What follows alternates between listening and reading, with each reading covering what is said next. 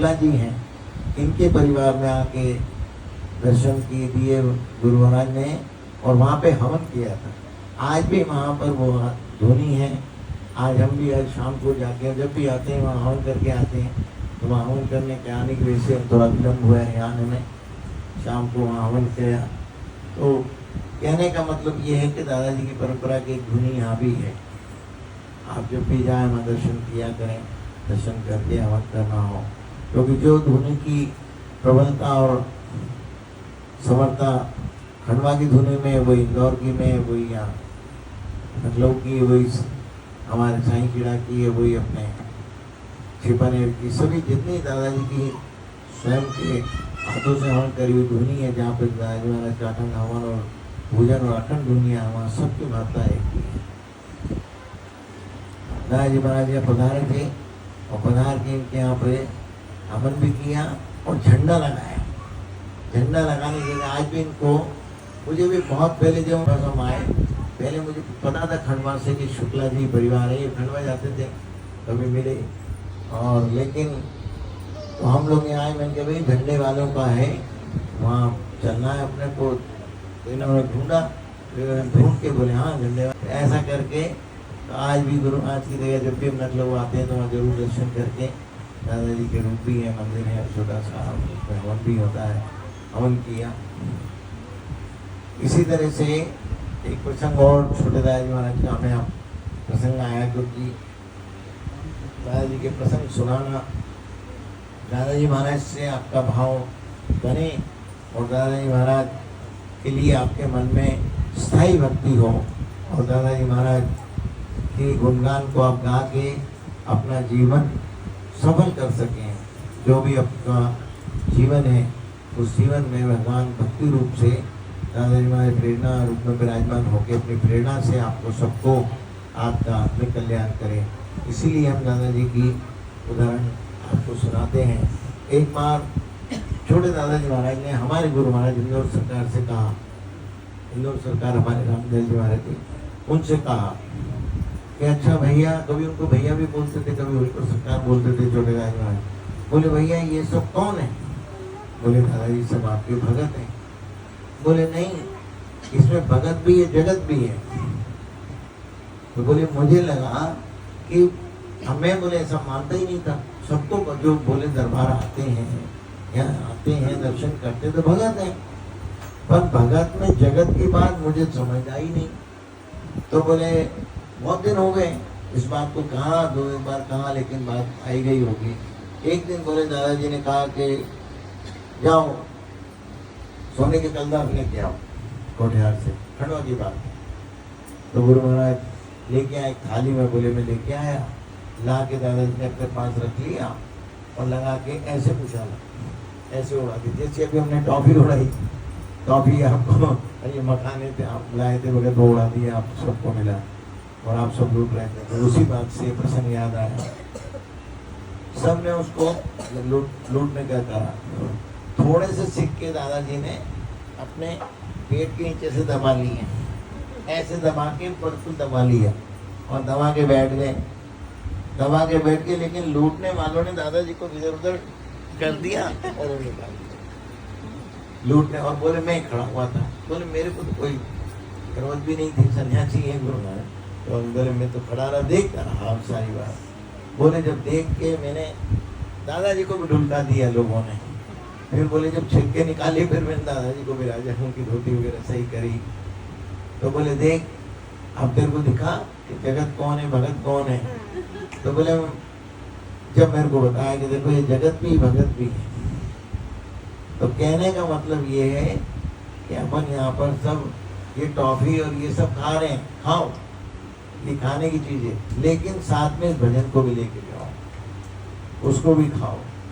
जितना ये भजन सत्संग हुआ है इसका पूर्ण तो नहीं पर आंशिक रूप से भी यदि हम इसको ग्रहण कर लेंगे, हमारे जितने भी हमने भजन सुने उसके अंदर सब मीना ने और हमारे दादू जी की जो भजन गाए उन सब में राम जी का भजन मैया ने गाया। उसमें क्या है कि आपकी करुणा को कोई पार नहीं है, लेकिन करुणा का एहसास कर। जो भी भगवान हमारे लिए दया करते हैं। इसलिए भगवान की कृपा का एहसास करना चाहिए। उनकी कृपा सबसे बड़ी बात है। इतनी 84 लाख योनियां हैं, उन सब योनियों में पहली बात तो हमें मनुष्य योनि मिली, ये भगवान की कृपा है, ये हमारे सतगुरु की कृपा। और गुरु शरण मिली, ये उससे बड़ी कृपा है कि मानव जीवन पाके भी हमें सदगुरु मिले, हमारे आध्यात्मिक गुरु मिले, धोनी वाले दादाजी महाराज मिले। आप जिस भी गुरु को मानते हो, भले कुछ लोग या दादाजी को मानने हैं, कुछ नहीं भी मानने वाले हो, उससे हमारा कोई वो नहीं है। लेकिन जिस भी गुरु को या जिस भी भगवान को मानते हो, लेकिन वो उनकी शरणागति है। उन शरणागति जिसकी भी गुरु की मिली है, ये उस भाग्य में इस तरह से जैसे फूल में खुशबू। फूल तो खूब है, पहली बात तो फूल बने, और फूल बन के खुशबू जो है भक्ति रूपी खुशबू सदगुरु की कृपा हुई। तो आज जो भी भजन सत्संग हुआ है, जहाँ भी आप भजन सत्संग में जाएं, कथा में जाएं, वहाँ से कुछ स्वीकार करके आना चाहिए, उसको ग्रहण करना चाहिए। और ग्रहण ऐसे नहीं कि मैंने स्वीकार कर लिया, मान लिया, नहीं, कर्म में उतारो। हमारे जीवन के नित्य कर्म में कुछ करना चाहिए। जिस तरह से अभी बच्चे हैं, ये सब बच्चे छोटे हैं, लेकिन शुरू से माता पिता संध्या होते ही लाइट जैसे जलती है तो बच्चों को कहते हाथ जोड़ो। अब इनके स्वभाव में आ गया। अभी कितने बड़े हो जाएं, कहीं भी जाएं, लेकिन रेल में भी लाइट जलेगी तो बच्चे खड़ा हाथ जोड़ेंगे, वो स्वभाव में आ गया। तो इसीलिए हमारे कर्म में वाणी परिवर्तित होना चाहिए, कर्म में आना चाहिए, हमारे करने में आ जाए, स्वभाव में आ जाए। स्वभाव बहुत बड़ी चीज है। जैसे आप लोग भी खूब एक अरे उनका स्वभाव अच्छा है, भाई आदमी तो जैसे भी हैं, गरीब अमीर बात है, लेकिन स्वभाव बहुत अच्छा है। स्वभाव से आप उसे दोस्ती बनाते हो, उससे संबंध उससे बनाते हो तो स्वभाव अच्छा है। उसी तरह से हमारे स्वभाव में जो भी हमारी योगिक क्रिया है, जो हमारे मंत्र के अर्थ हैं, जो मंत्रों के अर्थों में निहित है, जो अर्थ उसमें निहित है कि हमें क्या करना चाहिए, वो जरूर तो है हमारे स्वभाव में आ जाना चाहिए। और स्वभाव में जब आ जाएगा तो कर्म में आना ही आना है। इसीलिए वैसा कर्म करेंगे, और भगवान सत्कर्म करा के ही देते हैं। हमारे गुरु महाराज हमसे बोलते थे, बोले देखो बेटा, हमारा काम तो सत्कर्म कराने का है। सत्कर्म जो करेगा, सत्कर्म की प्रेरणा देना, सत्कर्म को निश्चित करना, ये हमारा काम है। करेगा तो उसको आनंद होगा ही होगा। बोले खाएंगे और पेट नहीं भरेगा, ऐसा कैसे हो सकता है? आप खाओ और पेट नहीं भरे, ऐसा कैसे हो सकता है? तो उसी तरह से गुरु महाराज अपनी वाणी से, अब यहाँ सब जो बैठे हैं, ये सत्कर्म हो रहा है, सब सत्संग कर रहे हैं, भगवान का नाम ले रहे हैं, भगवान के लिए, गुरु महाराज के लिए, अपने अपने गुरुओं के लिए ध्यान अपने आप जा रहा है। क्योंकि ये माहौल जो है वो सत्य का माहौल है, इसीलिए इसको सत्संग कहा गया। ऐसे सत्संगों में, कथाओं में सब दूर जाके, और सामूहिक रूप का भजन का बहुत बड़ा महत्व है। जो सामूहिक रूप से जो भजन होता है और सब मिलके जो ध्वनि बनती है, वो ध्वनि ब्रह्मांड में जाती है, और वो ब्रह्मांड में जो ध्वनि है वो पूरे ब्रह्मांड का कल्याण करती है, विश्व का नहीं, ब्रह्मांड का कल्याण करती है, और जाती है सभी लोगों का कल्याण करती है। लोग विश्व कल्याण की बातें करते हैं, लेकिन हमारे सनातन धर्म में तो पूरे ब्रह्मांड के कल्याण की बात कही गई। ये जो मंत्र सिद्धि है, मंत्रों की हवन और जितनी वाणी जाती है, जितने मंत्रों की धुआं और मंत्रों की वाणी जो जाती है, वो ब्रह्मलोक तक जाती है। इस तरह से हमारे यहाँ उसका प्रतिपादन है। इसी तरह से आप सब लोग जो है महिमन शिव तांडव और हिंदू, हम सनातन हैं, हिंदू धर्म है, हिंदू कुल में पैदा हुए हैं, इसलिए कम से कम गायत्री मंत्र, महामृत्युंजय, हनुमान चालीसा, ये तो रोज होना ही चाहिए। और ये कोई कठिन नहीं है, ज़्यादातर लोग करते ही हैं, जो नहीं भी करते हैं उनको इतना तो करना ही चाहिए। और छोटे से मंत्र रुद्राष्टक को कर लो। महिमन वगैरह आपको लंबा लगता है तो आप खाली सोमवार को कर लो महिमन। विष्णु सहस्त्रनाम हम लोग रोज में करते हैं, वो आप गुरुवार को कर लो, खाली गुरुवार को भी यदि विष्णु सहस्त्रनाम कर लो, और शिव महिमन जो है सोमवार को कर लो। रोज करें तो बहुत बढ़िया। हम सबसे निवेदन है कि इस तरह से भजन सत्संग जो है अपने कर्म में परिवर्तित करें, यही हमारा आपसे निवेदन है। पुण्य है उसका जो प्रारब्ध है, जो उसका सत्कर्म है, हम कहते हैं श्री सदगुरु महाराज, दादाजी महाराज अर्पणमस्तु, दादाजी महाराज, वो भी हम उनको अर्पण कर देते। अब ये भजन निष्काम हो गए, हमने जो भी भजन ये किया क्योंकि अर्पण, इसका जो भी पुण्य हमने अर्पण कर दिया अपने सदगुरु को, अब हम निष्काम हो गए। अब जिसको गुरु महाराज की जरूरत हो, गुरु महाराज के लिए जो भी उचित हो, जिसके लिए जिसके प्रारब्ध कम पड़ रहा हो, जिसका पुण्य कम पड़ रहा हो, ये सारों का पुण्य उसको जाके उसकी रक्षा हो सकता है इस समय कोई ऐसा भगत हो जो आईसीयू में हो, कोई ऐसा हो जो जान माल से खेल रहा है, इस सारे पुण्य का प्रारब्ध गुरु महाराज उसको देकर उसकी रक्षा करे। इसीलिए सदगुरु के अर्पण करना चाहिए। गुरु परंपरा में ये परंपरा है, गुरु परंपरा में यही है कि जो कुछ भी आप करो वो अपने सदगुरु का अर्पण करो, उस बैंक में जमा करो, उसमें से जिसको उनको देना देगा। हमें भी कहीं ऐसी आई तो ये छोटा छोटा नहीं, बड़े रूप में रक्षा हो। गुरु महाराज राई को पहाड़ और पहाड़ को राई बनाते, राई को पर्वत, पर्वत को राई, करते हैं पल में सरकार, सरकार धुनी वाले दादाजी महिमा अपार, अपार धुने वाले दादाजी महिमा अपार।